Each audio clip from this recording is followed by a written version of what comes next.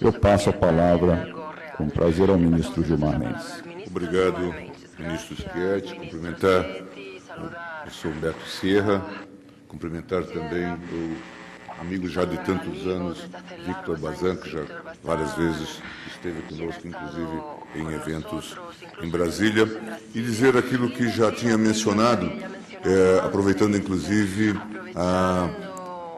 o final da palestra do professor Sierra, a propósito dos vários critérios de aplicação dos direitos humanos no plano nacional, tendo em vista o debate sobre a forma de inclusão no ordenamento e a forma de reconhecimento num dado ordenamento jurídico e também os critérios de aplicação, especialmente de interpretação conjunta dos direitos fundamentais e dos direitos humanos previstos em tratados. Como sabem, no Brasil, desde 1988, temos tido um debate acirrado sobre o significado das cláusulas de direitos humanos no plano interno. E isto teve como pano de fundo, inicialmente, o debate sobre a alienação fiduciária em garantia, que daí resultava na prisão civil por dívida. O STJ, inclusive, foi protagonista de vários embates, uma tentativa de viabilizar uma interpretação que depois acabou sendo castrada, sepultada pelo Supremo Tribunal Federal num primeiro momento. O debate se colocava na perspectiva de Flávia, mas antes do inspirador dessa norma, que foi o professor Cansado Trindade, e ele, inclusive, com a autoridade autoral mesmo de ter sugerido, recomendado a adoção do parágrafo 2º, ele reclamava dos embates e da incompreensão dos constitucionalistas no reconhecimento dos tratados de direitos humanos num patamar de direito constitucional. Essa doutrina, em geral, não vingou, mas dias piores estavam por vir, porque quando o tema foi colocado no Supremo Tribunal Federal, sob essa perspectiva, tendo como pano de fundo exatamente o decreto-lei que regulava a matéria de alienação fiduciária em garantia, o Supremo, pela voz do seu decano e excelente ministro Moreira Alves, fez tábula rasa, praticamente, do significado dos tratados de direitos humanos, ao dizer, de forma muito clara, que pouco importava a origem do tratado, a sua natureza, eram tratados que adentravam o ordenamento jurídico como lex ordinária. Mais do que isso, em relação à prisão civil por dívida, o Supremo disse que a norma existente era uma lex specialis, portanto, afastava a aplicação da norma do tratado.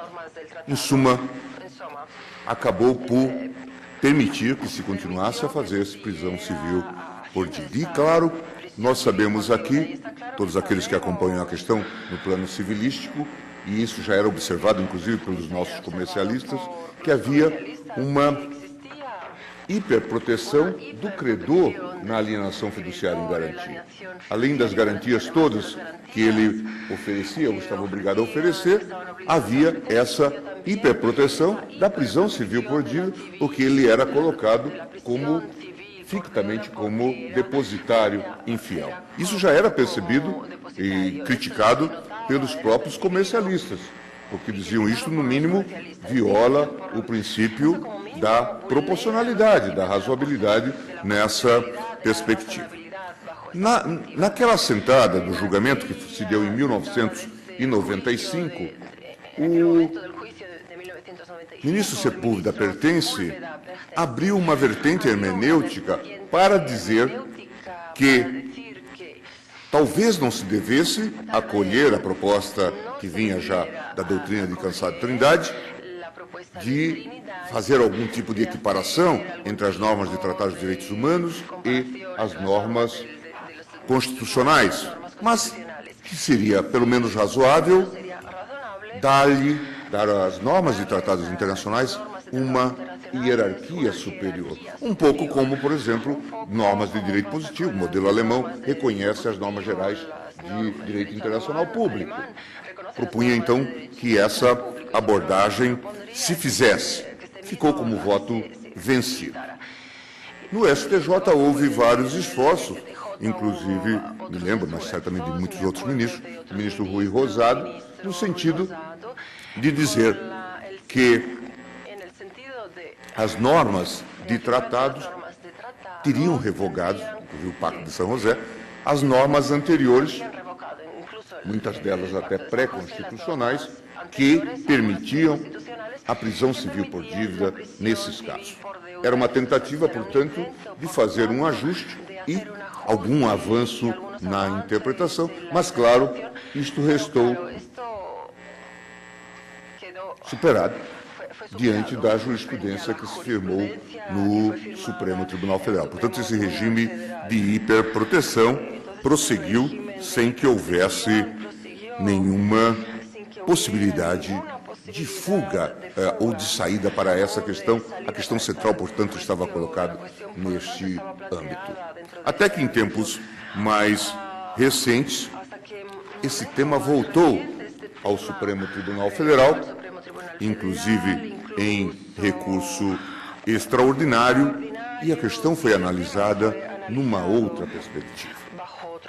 Aqui, em função do voto do ministro Peluso e, sobretudo, do meu voto, o tema foi colocado numa outra perspectiva dogmática, entendendo que a cláusula do parágrafo 2º e retomando o voto vencido, daí a importância, inclusive, dos votos vencidos, que acabam tendo um tipo de ultratividade. O voto vencido do ministro Sepúlveda Pertence, na assentada de 1995, o tribunal houve por bem entender que os tratados de direitos humanos, e especialmente o Pacto de São José, integravam o ordenamento jurídico brasileiro, nacional, numa característica de supralegalidade, ainda que infraconstitucional. Portanto, permitindo um diálogo interno muito mais racional, e com isso também se pôde afirmar que não só a prisão civil por dívida estava banida do ordenamento jurídico, e isso causa aos estudiosos, às vezes, um certo incômodo, porque o que o tribunal acabou por fazer foi neutralizar a autorização legislativa para que se decretasse, até o Código Civil de 2002 já tinha de novo renovado a ideia de permitir a prisão civil por dívida do depositário infiel. E por isso baniu-se do ordenamento jurídico brasileiro a prisão do depositário infiel, em toda a extensão. Há colegas nossos de academia, como o professor Ingo Sarlet, que acha até que o tribunal radicalizou nesta perspectiva, porque em determinados casos, diria ele, o depositário judicial ou coisa do tipo teria que ter um tratamento especial, mas o tribunal não fez aqui qualquer distinção. É claro que pode haver aqui, em casos determinados, crime contra a administração da justiça, mas isso já é matéria para o direito penal. O que se quis foi realmente retirar. E, claro, com isto, houve um tipo de bloqueio por parte do próprio legislador em relação a qualquer ação nesse tema. Se dizia, inclusive, que com isso a alienação fiduciária, argumentos utilitários, a alienação fiduciária perderia a visa atrativa e tudo mais, mas isso não ocorreu. Outro argumento, agora na linha de aplicação, de interpretação, devemos lembrar que tivemos um grande embate no Brasil sobre a exigência de diploma para exercício da profissão de jornalista. Aqui a Corte, claramente, o Supremo, adotou o entendimento da Corte Interamericana para dizer que isso estava inserido no contexto da liberdade de expressão e que não se justificava essa exigência, mais uma exigência formal burocrática que afetava o exercício da liberdade de profissão e também da liberdade de expressão. Aqui, portanto, usando esse argumento como um elemento, vamos dizer assim, de referência para a interpretação dos nossos textos, a propósito tanto da liberdade do exercício profissional, quanto a propósito da liberdade de expressão. Nesse caso, temos, portanto, um outro aspecto relevante nesse diálogo de fontes ou esse diálogo de cortes.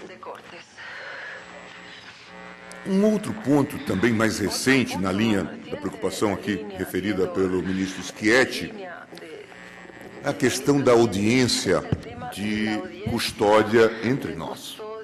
Os senhores sabem que o Brasil tem talvez a maior população carcerária provisória do mundo. Mais de 40%, 45% da população carcerária é de presos provisórios. Em alguns estados, nós chegamos a números mais expressivos, 56%, 60%. E muitas vezes, diante da pouca funcionalidade da Defensoria Pública e da inexistência de assistência jurídica subsidiária, muitas vezes essas pessoas ficam esquecidas. Só para os senhores terem ideia, naquilo que referiu aqui o ministro Schietti, nos mutirões carcerários realizados, nós encontramos situações absolutamente anômalas em relação a presos provisórios. Mas duas marcaram definitivamente a minha visão sobre esse processo e a responsabilidade do judiciário nesse tema. Encontramos alguém preso provisoriamente no Ceará há 11 anos. E depois encontramos alguém preso provisoriamente no Espírito Santo há 14 anos. Portanto, é esse o retrato que se tentava combater. E aí, então, vieram as audiências de custódia introduzidas na gestão do ministro Lewandowski no CNJ, inspirado, inclusive, nas determinações do Pacto de São José, para o artigo 7º, número 5, para deixar claro que o juiz teria que ter um contato imediato e não ficar a referendar autos de prisão em flagrante. É evidente que continuamos com uma situação muito grave neste quadro, mas a iniciativa do Supremo nas audiências de custódia certamente reduziu a prisão provisória inútil. Ao lado disso veio também a alteração do CPP, o Código de Processo Penal, nesta perspectiva de usar medidas alternativas, inclusive medidas de restrições, até prisão ou proibição de comparecer a determinados lugares, a tornozeleira eletrônica, em suma, medidas que precisam ser ampliadas e implementadas, mas, de certa forma, também aqui, vamos dizer, a inspiração do Pacto de São José serviu para, inclusive, para que nós, porque aqui é uma situação curiosa, o CNJ editou uma resolução que sofreu uma ADIM, uma ação direta de inconstitucionalidade. E o Supremo declarou a resolução como constitucional, lançando mão de cláusula como do devido processo legal, formado um bloco de constitucionalidade com normas do Pacto de São José. Temos também outras discussões aí mais delicadas. Por exemplo, o debate, já referi rapidamente, sobre os crimes contra a humanidade e sua imprescritibilidade. E o tribunal tem aqui duas posições antagônicas. Em relação àqueles acusados, em muitos casos vieram, Vitor, da Argentina, em que se falava de pessoas que eram acusadas por desaparecimento, de pessoas responsáveis por desaparecimento de pessoas, aplicou-se uma jurisprudência, que também é pacífica aqui, de que, enquanto não se verifica a identificação, se houve morte ou não, ou que se considera imprescritível, não se conta o prazo de prescrição, e esse foi o entendimento do tribunal. Mas um caso de 2016, em que se postulava a extradição por fatos ocorridos em 1970, o tribunal entendeu que, se aplica a tese da imprescritibilidade, ela se faz a partir da vigência da norma e não se aplica retroativamente. O tribunal é muito severo nessa questão, inclusive no que diz respeito à prescritibilidade, entendendo que, se houver uma alteração, mesmo em norma de prescrição, ela não entende que ela integra a chamada nullum crime, nulla pena, sine previa lege. Isso já há muito e, portanto, não permite a ponderação, como muitos tribunais de muitos países têm feito. Portanto, nessa extradição 1362, o tribunal avançou nesta linha antagônica àquela que era defendida, inclusive, por votos vencidos do ministro Edson Fachin, que esteve conosco, e por o ministro Barroso. Ainda um outro ponto, em termos de referência da jurisprudência, e me aproximo já do final, devo dizer, e aí de forma positiva, é a questão da investigação, a possibilidade de reabrir investigação em caso de arquivamentos feitos por autoridades policiais em matéria de inquérito. Ainda recentemente, o tribunal houve por bem, e aí se fez também referência a casos discutidos na Corte, referentes ao Brasil, como o caso Gomes Lund e outros, versus Brasil, e o caso Fazenda Brasil Verde. Aqui o tribunal se tratava da seguinte situação. Aparentemente, policiais realizaram a morte de alguém e configuraram a situação de modo a indicar o exercício regular do direito, dizendo que aquela pessoa teria resistido. Portanto, toda a cena do crime tinha sido manipulada, mas aquilo teria sido aceito. Posteriormente, se provou que havia realmente uma fraude. O inquérito tinha sido arquivado e as provas vieram. E se discutiu se aqui não estávamos diante de um caso julgado, portanto, de coisa julgada, e a questão não deveria ser debatida. E o tribunal entendeu, invocando inclusive precedentes também da Corte Interamericana, para afirmar que o arquivamento de investigações baseado em fraude processual não teria essa eficácia preclusiva. Ao dar eficácia preclusiva à utilização da fraude processual como meio para cometer crimes, estaremos institucionalizando a ambas as práticas criminosas. E por isso, nesse caso que é da relatoria do ministro Barroso, o tribunal denegou uma ordem de habeas corpus. Portanto, são alguns casos apenas para trazer aí um pouco um mosaico das atividades diferenciadas que o judiciário brasileiro tem exercido, especialmente a Suprema Corte, a propósito dessa temática. Mas talvez nessa linha de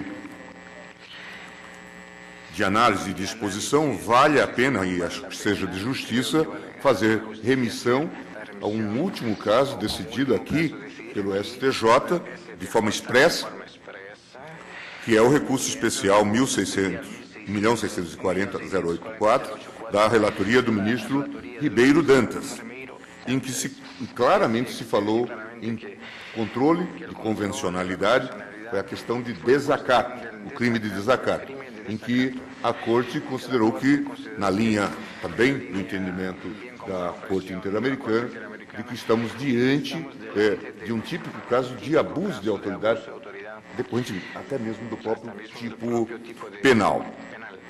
E fazendo-se referência expressa, por exemplo, se diz, nesse particular, a Corte Interamericana de Direitos Humanos, quando do julgamento do caso Almonacid Arellano e outros, versus Chile, passou a exigir que o Poder Judiciário de cada Estado parte do Pacto de São José exerça o controle de convencionalidade das normas jurídicas internas que aplicam aos casos concretos. E, nesse detalhe, diz, a Comissão Interamericana já se manifestou no sentido de que as leis de desacato se prestam ao abuso como meio para silenciar ideias e opiniões consideradas incômodas pelo establishment, bem como assim proporciona um maior nível de proteção aos agentes do Estado do que aos particulares em contravenção aos princípios democrático e igualitário. Portanto, eu encerro essa minha exposição trazendo esse caso que me parece extremamente importante, que certamente suscitará também debates no Supremo Tribunal Federal, na perspectiva do controle de convencionalidade, tendo pelo menos esses dois influxos, os casos de aplicação direta das normas do Pacto de São José, ou de tratados de direitos humanos, e também os casos em que nós temos a formação de bloco de constitucionalidade, em função até da generalidade das expressões usadas pelo texto constitucional, como cláusula do devido processo legal, contraditório e ampla defesa, e assim por diante. Sem esquecer que nós tivemos uma evolução expressiva, seguindo até as pegadas também do direito constitucional argentino. Em 2004, a emenda constitucional 45 fez uma alteração no texto constitucional para permitir que tratados de direitos humanos sejam recebidos na ordem jurídica com força de norma constitucional, de emenda constitucional, desde que aprovados por quórum semelhante àquele pelo qual se aprova as emendas constitucionais. Portanto, aqui há um diálogo muito ativo, seja no plano judicial, seja no plano acadêmico, seja também no plano político-legislativo, com as alterações que se fazem no próprio texto constitucional. Muito obrigado a todos.